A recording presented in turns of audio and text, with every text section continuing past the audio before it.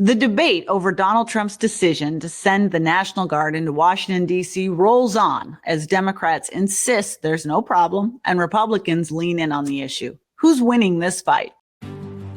From the opinion pages of the Wall Street Journal, this is All Things with Kim Strassel. Welcome to All Things with Kim Strassel. My guest this week is not only an old colleague and a friend, but a man who has been studying the politics of crime and poverty for a long time, Manhattan Institute senior fellow and Wall Street Journal columnist Jason Riley. Jason, welcome to the show. Thanks for having me on, Kim. I appreciate it. So last week, and you might have seen this, the Democratic National Committee was having this summer meeting in Minnesota, and one of their speakers, Insha Rahman, the head of a far-left advocacy group called the Vera Institute of Justice, came out and urged Democrats to seize on Trump's anti-crime moves as a political liability, instructing them, don't take the bait in talking about migrant crime or carjackings or the things that actually don't matter to that many Americans. She also made the case that crime was going down, and because of the work done by groups like hers, which has worked to dismantle the police. You, by contrast, had a recent piece in the Wall Street Journal with the very succinct headline, Trump's crime crackdown is a political winner. I'm going to give you the win in this argument, but tell me why that's right. Well, I think it's politically, I think it's right that he is a winner, but substantively, I also think he is on the right side of this issue. You know, Kim, some issues you can be accused of politicizing or overly politicizing and making partisan arguments. But here, the Democrats really do not have a leg to stand on. They have been in almost total control of these large violent cities for decades. San Francisco and Chicago and Philadelphia and Cleveland, on and on. They are not in the state they are in due to Republican leadership or Republican policies. That is just a plain fact.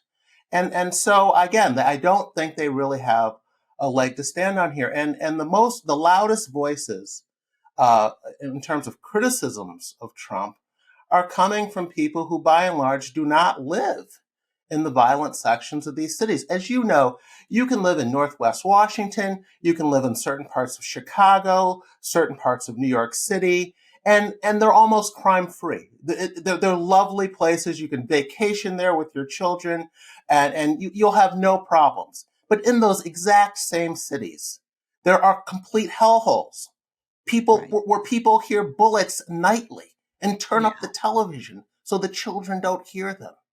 And the idea that they now have someone in the White House who's saying, I hear you. And let's be frank, law and order is an issue that Trump believes works for him. And he'd rather be talking about it than some other things, perhaps. But at the end of the day, it is a real issue affecting real people. Democrats have been in control, and they have not been able to address this problem. Yeah, one more thing on that, because I'd like to get you to talk about it. And then I want to drill down a little bit into some of the arguments they're making. But just in terms of the history, the other thing that has been flabbergasting to me, you note that they've been in charge in these cities for decades. Absolutely true. But I'm just really struck when we read these media stories now, we hear Democrats talking, they've just entirely memory hold the past 5 years. Like we go from, 2020 was a terrible year with those George Floyd riots and the COVID protests. And crime was terrible because of those things. But it's down now, and let's just forget everything that happened in the middle. Oh, yeah. And of course we had defund the police. We had this whole criminal justice reform movement, which often involved passing local laws to hamstring the police's ability to do anything. We've had progressive prosecutors. I mean, there's been a great deal from a policy perspective that they own over the past 4 or 5 years too, right? Oh, absolutely. And it's not just memory holding the past 5 years. It's memory holding the past 5 decades. I mean, they're pretending as if pre-COVID, crime reduction was something to write home about on the south side of Chicago. that we're back to pre-COVID levels is supposed to give people some satisfaction.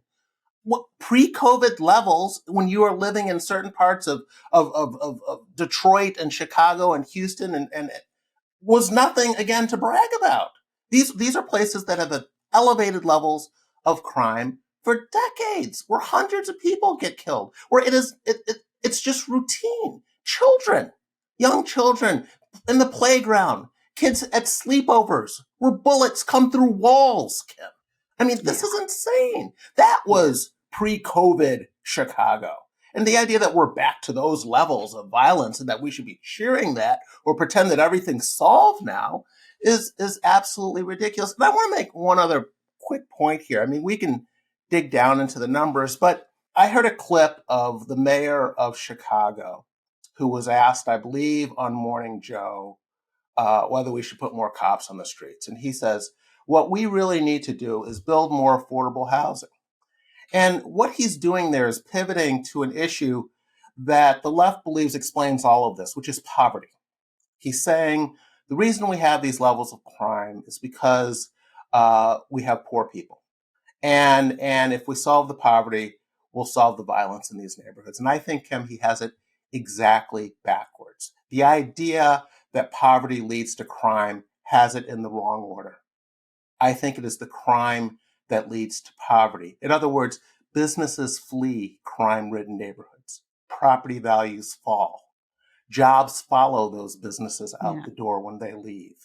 The reason that these places are so poor is because of the violence and the idea that these Democratic leaders have let these places remain so violent for so long is one of the reasons they've been so poor for so long. There's very little in terms of upward mobility in violent communities. And these are communities, let's keep in mind, that already are dealing with broken homes. They're dealing with poor schools. Again, same policies that are driving these left-wing policies, the welfare state, disincentivizing certain behaviors, opposition to school choice leading to bad schools, and these people going to the worst schools in the system. You take away good schools, you take away fathers and homes, and now you take away law and order. There is nothing left, Kim. Yeah. That's a most excellent point. And, I don't disbelieve that they have some misguided ideas about what follows what. But I wonder if there isn't also something going on here. And I was going to ask you about this exact point. I saw that Brandon Johnson interview, and he was actually asked 5 times if having cops on the streets would help with crime. And 5 times he dodged the question and gave some answer about, if we just had affordable housing. But I also saw, interestingly, Maryland Governor Wes Moore, who's really seen as a rising figure in the Democratic Party, a very savvy politician, and viewed as like a little bit more reasonable in theory. He was on Fox News, and he had a slightly different twist on this, but he said, oh no, I'd welcome federal help. Just, it shouldn't be in the form of people. I mean, we need cash. We need better license plate readers. We need more, support. Basically, it was give us more money. Right. And what I hear when I hear those statements is it's not just misguided philosophy, like you mentioned, but still an enormous fear of getting crosswise with a progressive left that has this mantra that cops equal systemic racism, that they are the problems, that we don't need cops in the street. We need community workers, dealing with these issues you mentioned, no jails. I mean, is that an element of this too? Still to this day, Democrats unwilling to confront this ideology coming from the far left.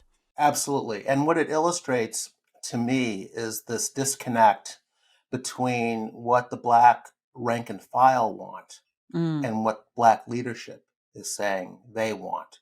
Then there's long been a disconnect there. If you go and look at surveys, at polls going back decades about crime control, where people who live in these communities are interviewed, they're telling you they want more cops, a lot more cops. They're telling you they want better policing. It is the activists.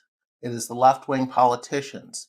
It is the people who carry water for them in our profession, in the media, on cable news and so forth. Those folks have a completely different agenda from the people who actually pay the consequences of the policies that they're pushing.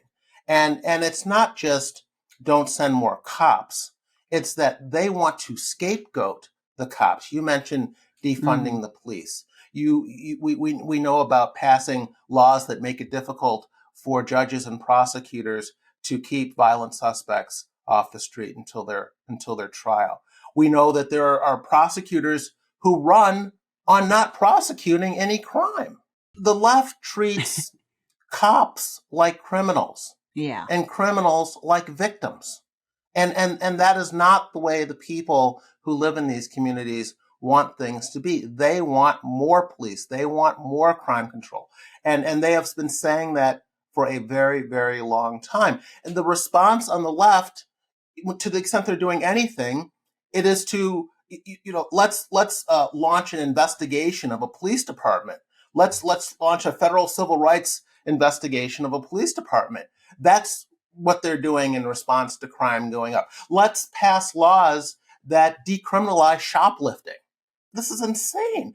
Think about what they're doing with these drug legalization efforts in terms of putting pot shops in these neighborhoods and subsidizing drug dealers, Kim. Yeah. Subsidizing, not just saying we should decriminalize drugs for adults, which is a conversation we can have. I think they make some very good points on that. But to subsidize the drug dealers is insane. Just a quick anecdote. I remember hearing Hillary Clinton a few years back talk about the mass incarceration problem. We just need to, get more of these people out of prison. We're locking up too many of these guys. Hillary Clinton lives in one of the wealthiest, safest suburbs in this country. Where Hillary Clinton lives, there is, in effect, no violent crime. And when these guys get out of prison, they are not headed to Hillary Clinton's neighborhood.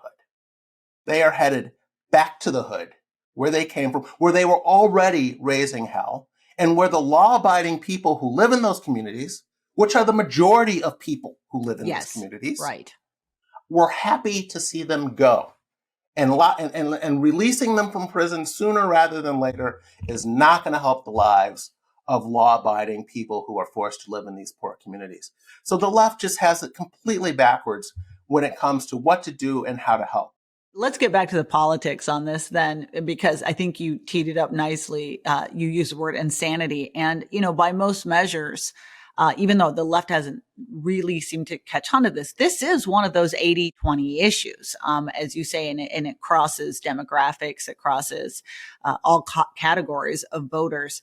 And we talked about the history and what sort of landed the left in this position, but let's dissect some of these arguments they're making now for why what Donald Trump is doing is wrong and why they have the better argument. I mean, one simple argument, and you've heard this from New York Governor Kathy Hochul and Illinois Governor J.B. Pritzker, is, well, it's just not a problem. Sure. Crime has fallen way down. There's no emergency.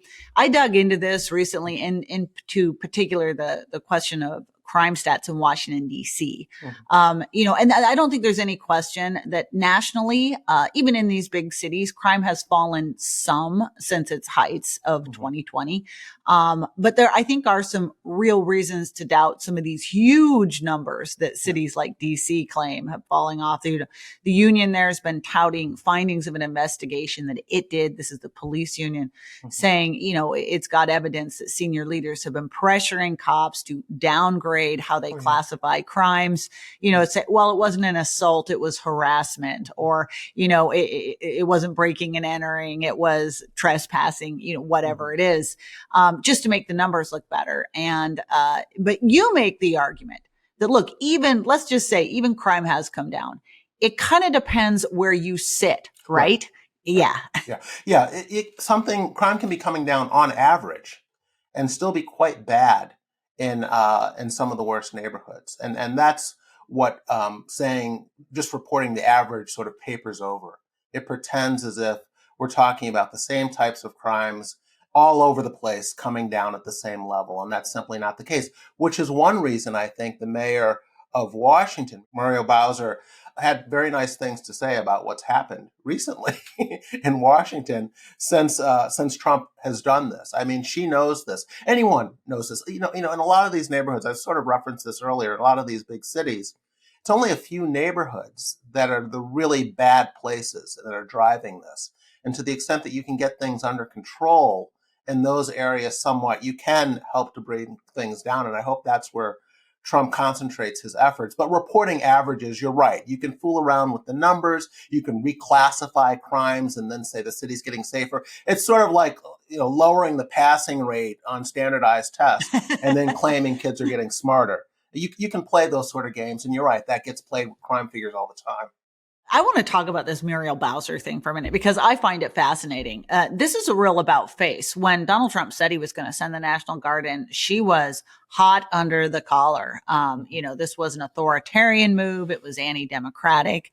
And then we've now, had these weeks of obvious evidence of crime falling, mostly because there have been a lot more people on the ground. And the interesting thing about that to me is that DC is one of these places that passed one of these anti-police acts, as it were, one of these new restrictions in the last couple of years that have really made it difficult for police to do their job and expose them to a lot more potential litigation. And as a result, they have hugely struggled to get new members and recruit people. And she had set a target of 4,000 sworn officers. They are still 800 people short of that goal. They're not really making any progress. And I wonder, and I wanted to get your thoughts on this. I mean, I wonder how much of this about face is partly about the fact that the police union welcomed the National Guard with open arms, and this is a respected force, as you said, among many rank and file in the city. And when you have the combination of that, a kind of unionized, union politics in the Democratic Party, and you've also got people, your constituents in many of these districts that actually are seeing some improvement, can you really afford as a politician to just continue spitting on that offer of help from the federal government?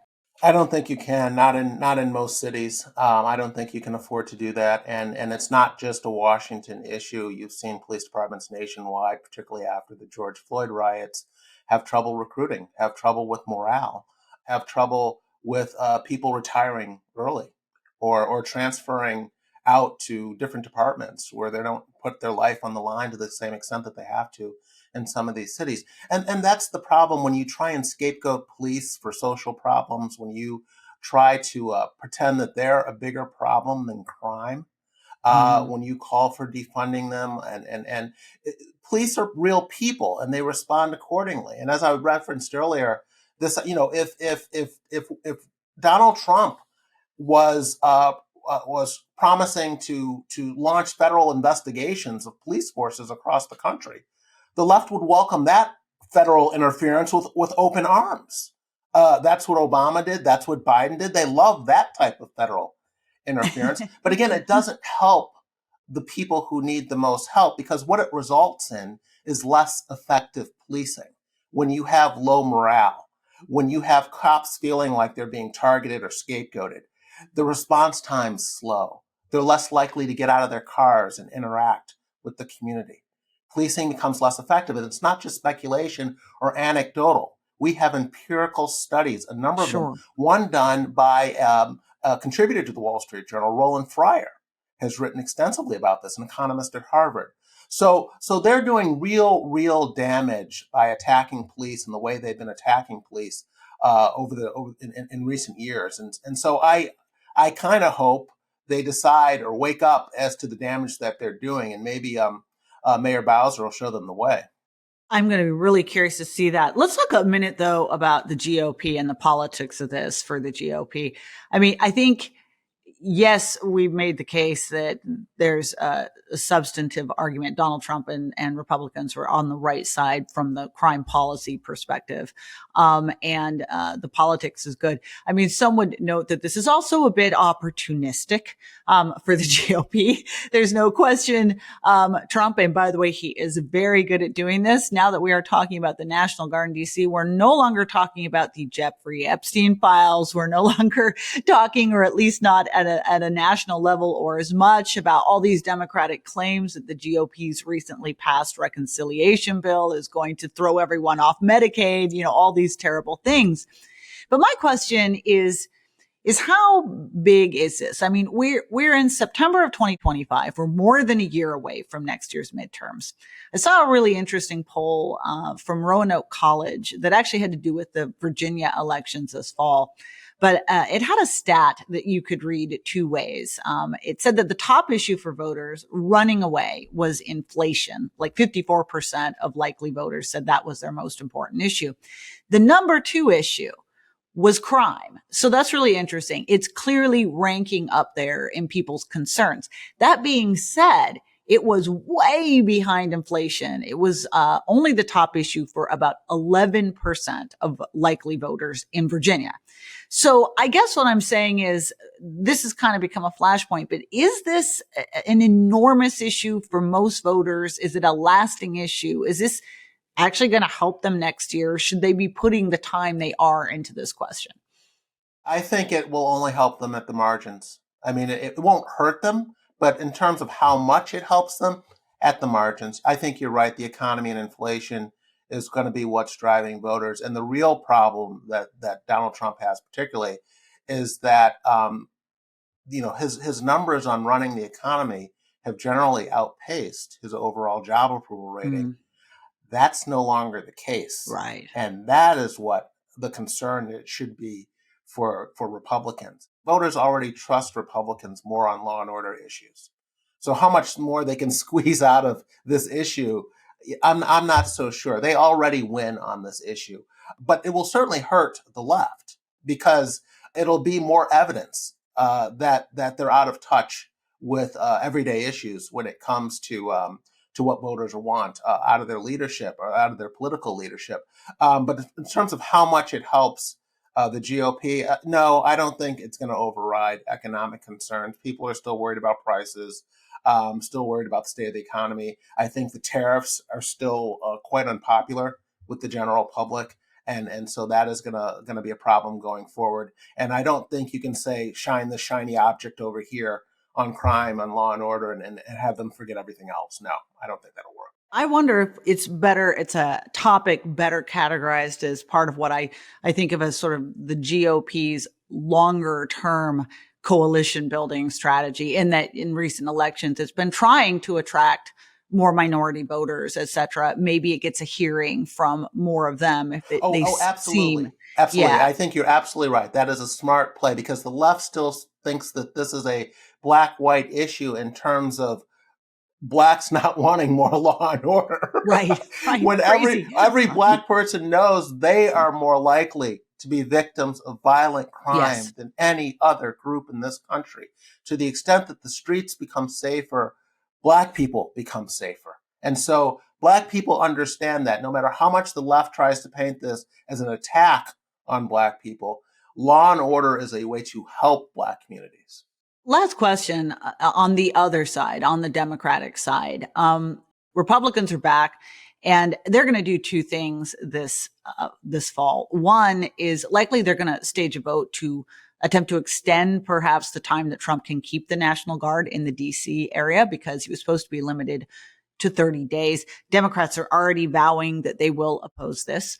Another one is the GOP now is said to be cooking up some plans for some sort of anti-crime bill. We don't really know what that might look like, but we also have to assume Democrats will reflexively decide to oppose that too. And that gets to my question. Is that wise? I mean, wouldn't this actually be a remarkable moment for the Democratic Party to try to flip the script on this issue, change that soft on crime narrative? Yeah. Kind of like what Bill Clinton did when he had his Sister Souljah moment, back in his day and age. I mean, I don't know that that's going to happen, but wouldn't that be the smart move? I think it would be. But you still have a party sort of in the throes of its left wing flank. The furthest left progressives still seem to be running the show, and so what are the chances of that happening if the activists are out there pushing in a different direction, and you have certain members of Congress on the far left doing the same? It's kind of hard. You think about some of these gubernatorial elections coming up in New Jersey and in Virginia, where the Democratic candidates come from a more moderate wing of the party. And I don't think they want the left wing pushing this anti-police, anti-law and order agenda. And we'll see if those two candidates are successful. I wonder if that will be something of a wake-up call. It's an off-year election, and maybe that'll be a signal of voter sentiment and voter sentiment on the left in particular. And so we'll see what that happens. But right now, I think you still see the party at sea, the Democratic Party at sea, in terms of the best ways of attacking Donald Trump and sort of laying a glove on him. And this doesn't seem an issue where they want to give any ground. And I don't think that's good for the country. I don't think that's good for their party. But right now, the Democrats just aren't thinking straight on these issues. Yeah, here. Jason, I can't thank you enough for sharing all of your amazing wisdom on all of these subjects: crime, poverty, economic mobility. I cannot wait to read your next piece on any of those topics. Thanks. We want to thank you for coming on. We want to thank our listeners. If you enjoy the show, please hit the subscribe button. And if you'd like to write to us, you can at atkim@wsj.com.